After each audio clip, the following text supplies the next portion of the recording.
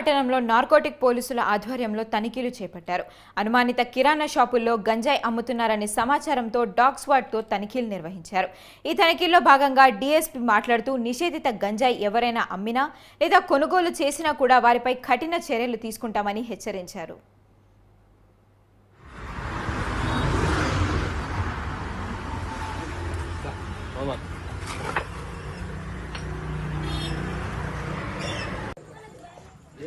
ఏమన్నావు?